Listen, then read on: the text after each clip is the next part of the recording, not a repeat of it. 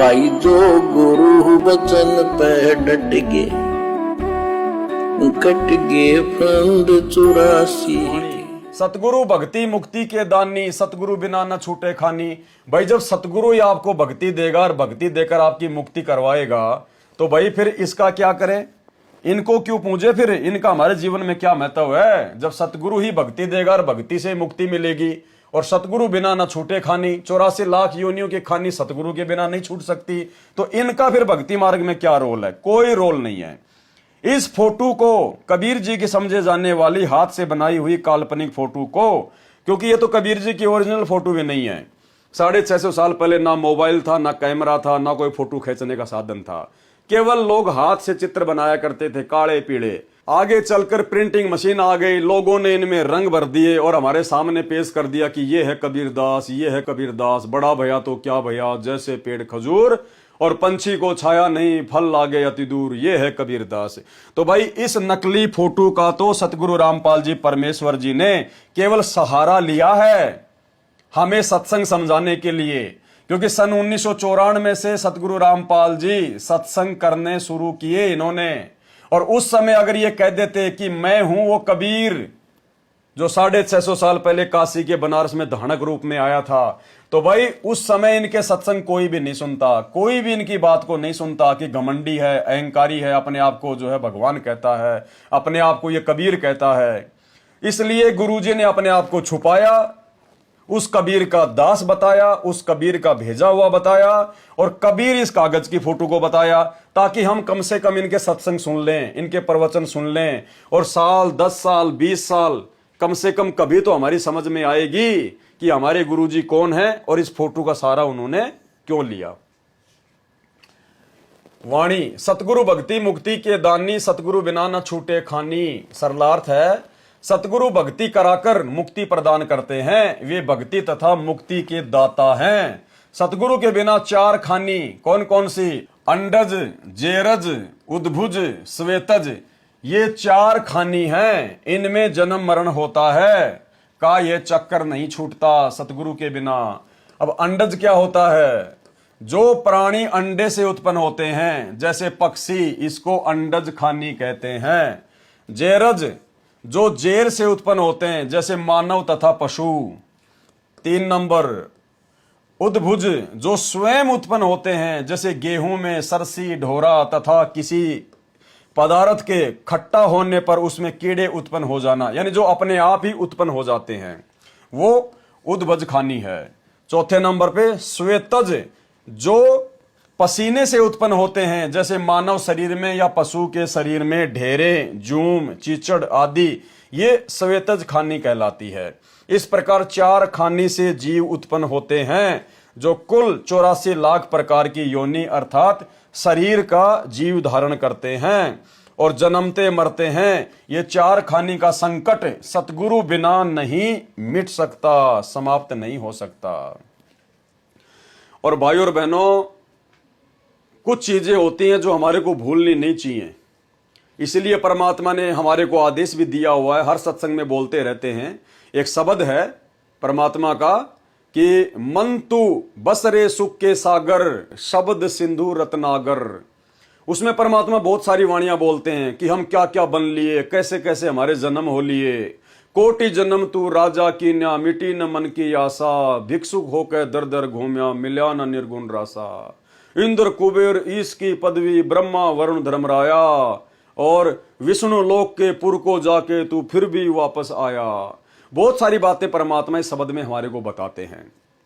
भाई और बहनों, हम जीवों की आदत है, परमात्मा ने सत्संग में बताया कि हम जीव जब ये मनुष्य शरीर धारण करते हैं, जब सौभाग्य से हमारे को ये मनुष्य शरीर प्राप्त होता है, और मनुष्य शरीर में जब थोड़ा बहुत सुख प्राप्त हो जाता है, तो हम जन्म जन्मांतरों के, युगों युगांतरों के उन सब दुखों को, संकटों को, परेशानियों को भूल जाते हैं। ये काल का भयंकर षड्यंत्र है।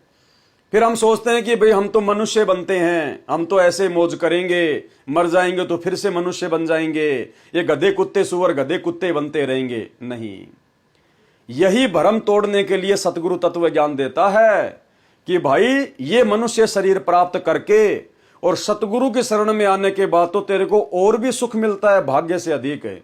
इसलिए तू अपने पिछले दुखों को याद रखना कि कोटि जन्म तू राजा कीन्या, मिटी न मन की आशा। कोटि जन्म तू राजा कीन्या, यानी यहां पर प्रत्येक आत्मा, प्रत्येक मनुष्य शरीरधारी, उसको परमात्मा कह रहे हैं कि भैया करोड़ों जन्म तो तेरे राजा के हो चुके हैं। अब भाई और बहनों, राजा तो इंसान पता नहीं कितने जन्म जन्मांतरों के बाद बनता है। यानी जब इंसान करोड़ों जन्म आम व्यक्ति के प्राप्त कर लेता है, सामान्य मनुष्य के, स्त्री या पुरुष के प्राप्त करता है, तब कहीं जाकर उसका एक नंबर आता होगा राजा बनने का। और परमात्मा कहते हैं कि तू तो करोड़ों बार तो राजा बन चुका है।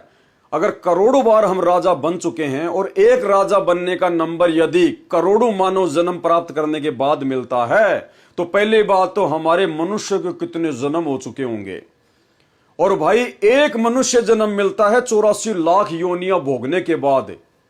तो भाई और बहनों सोचो हम कितनी बार गधे, कुत्ते, सुअर, कीट पतंग, मक्खी, मच्छर, जू, ढेरे, चीचड़ क्या क्या बन चुके हैं, कैसे कैसे महाकष्ट इस काल लोक में हम उठा चुके हैं। तो गुरुजी कहते हैं कि यह तत्व ज्ञान लेने का फायदा उसी समय है। इस तत्व ज्ञान से तुम आनंदित मत हो जाना। इस तत्व ज्ञान को आधार बनाकर अपनी आत्मा को जागृत रखना कि बेटा ये थोड़ा बहुत जो सुख तुझे मिला है ना आज मनुष्य जन्म प्राप्त करके, ये तेरे सतगुरु की देन है। नहीं तो इस मनुष्य जीवन में भी ये काल तेरी वो दुर्गति करता, कहीं एक्सीडेंट करके तेरा हाथ काटता, तेरा पैर काटता, या तेरी आंख फूटती, घर में खाट पे पड़ा रहता, या फिर हॉस्पिटल में पड़ा रहता। तेरे घर वाले भी दुखी, तू भी दुखी, और तेरे मरने की कामना करते कि भगवान इसको उठा ले। अब तुझे सतगुरु मिल गया, तुझे भाग्य से अधिक दे दिया, तेरी संकटों को, तेरी परेशानियों को तेरे परमात्मा ने काट दिया। कहते हैं गुप्त रूप में सब काम सार दे, जो भी विपदा आन पड़े। ये सतगुरु इतने दयालु हैं। सतगुरु दाता दीन दयालम, यंग किंकर के तोरे जालम। ये इतने दयालु हैं, अपने भगत का इतना सा भी दुख नहीं देख सकते। भाई और बहनों, आप और हमारे ऊपर इतने संकट हैं, इतने संकट हैं, लेकिन ये सतगुरुदेव हमारे को महसूस भी नहीं होने देते। गुप्त रूप में उन संकटों का नाश कर देते हैं, हमें तो महसूस भी नहीं होने देते। वो पहाड़ जैसे दुख, अगर कोई खांसी जुकाम बुखार में हल्का होके निकल रहा है तो हमने दुखी नहीं होना चाहिए, परेशान नहीं होना चाहिए। पता नहीं वो पहाड़ जैसा दुख था जो परमात्मा खांसी सर्दी जुकाम, या कोई ठोकर लग के कोई पैर का नाखून उतर गया, कोई उंगली कट गई, परमात्मा ने उसमें ही काट दिया। संत शरण में आने से आई टले बला, जय मस्तक में फांसी हो तो कांटे में टल जा। तो भाई और बहनों, इस भक्ति मार्ग पर आने के बाद एक तो हम सभी भगत भाई बहनों ने, देखो मैं कोई आदेश नहीं दे रहा, ना मैं आदेश देने का अधिकारी हूं, लेकिन ये समझाना पड़ रहा है कि सतगुरु की शरण में आने के बाद हम सब ने, जो हमने इस काल के षड्यंत्र में फंसकर गधे, कुत्ते, सुअर, कीट पतंग, मक्खी, मच्छर, छिपकली, न जाने कितने जीवन हमने भोगे हैं, कष्ट उठाए हैं, वो भी हमने याद रखने चाहिए कि अगर ये सतगुरु मिलने के बाद, ऐसे दीन दयाल परमात्मा मिलने के बाद, ऐसी भक्ति मिलने के बाद, अब यदि हमने इनकी मर्यादा तोड़ दी, इनके वचन को तोड़ दिया, और यदि हमने इनके दिल को जरा भी ठेस पहुंचाई, और गुरु के दिल को ठेस उस समय पहुंचेगी जब आप गुरु के द्वारा बताई गई भक्ति और मर्यादाओं का सही से पालन नहीं करते हो। और ये अगर नाराज हो गया ना, तो भाई और बहनों फिर सब कुछ बिगड़ जाएगा, क्योंकि ये जल्दी से पहली बात तो नाराज नहीं होता, और अगर ये नाराज हो गया तो जल्दी से फिर ये राजी नहीं होता। इसको राजी करने में फिर कल्प युग बीत जाएंगे। परमात्मा कहते हैं इन बातां के पाइए कर सतगुरु नजर निहाल, और राजी कर सतगुरु रूठे नू। ये जल्दी से राजी नहीं होता, आप सबको पता है कैसे नहीं होता।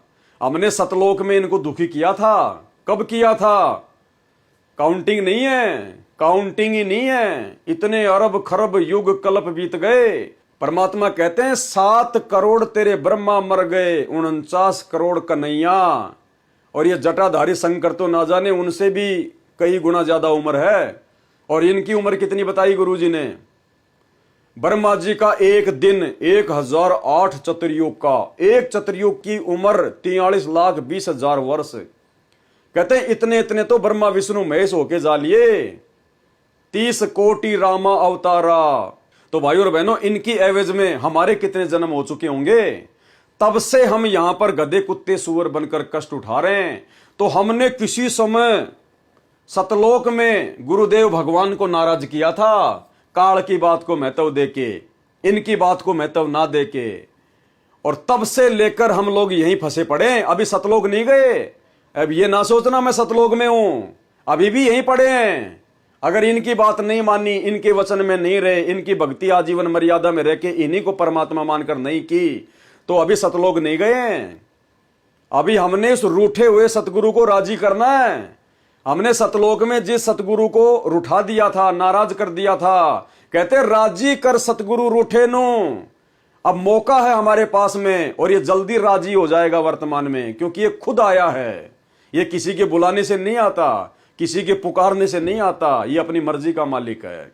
तो आज परमात्मा, जैसे हमें बार बार कहते हैं ना कि बच्चों तुम्हारी किस्मत के आगे ब्रह्मा विष्णु महेश की किस्मत भी जीरो है, और बिल्ली के भाग का छीका टूट गया तुम्हारा। ये मौका चूक मत जाना, ये सौदा फिर नाई रे संतो, ये सौदा फिर नाई, इब कह दाव मत चूक मेरी प्यारी।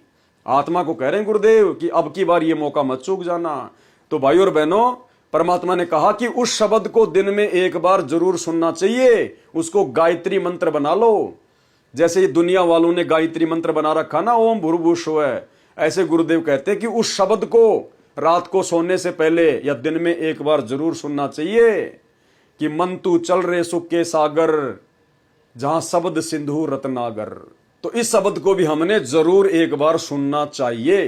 तो गुरुदेव भगवान ने इन तमाम योनियों का जिक्र किया है कि तुम भी इन योनियों में असंख्य बार कष्ट भोग चुके हो, शरीर धारण कर चुके हो, इस बात को भूलना मत। अंडज यानी जो प्राणी अंडे से उत्पन्न होते हैं, जैसे पक्षी, इसको अंडज खानी कहते हैं। जेरज जो जेर से उत्पन्न होते हैं, जैसे मानव तथा पशु।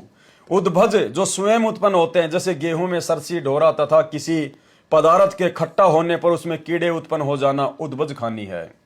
श्वेतज जो पसीने से उत्पन्न होते हैं, जैसे मानव शरीर या पशु के शरीर में ढेरे, जूम, चीचड़ आदि, ये श्वेतज खानी कहलाती हैं। इस प्रकार 4 खानी से जीव उत्पन्न होते हैं, जो कुल 84 लाख प्रकार की योनि अर्थात शरीर का जीव धारण करते हैं और जन्मते मरते हैं। यह 4 खानी का संकट सतगुरु बिना नहीं मिट अर्थात समाप्त हो सकता। तो ऐसे दीनदयाल हैं परमपिता परमेश्वर सतगुरु, और जब सारे काम इन्हीं से होने हैं तो भाई फिर इनका क्या करें। भाई जो गुरु बचन पे डट गए, कट गए फंद 84 के, कट गए फंद 84 के, कट गए फंद 84 के।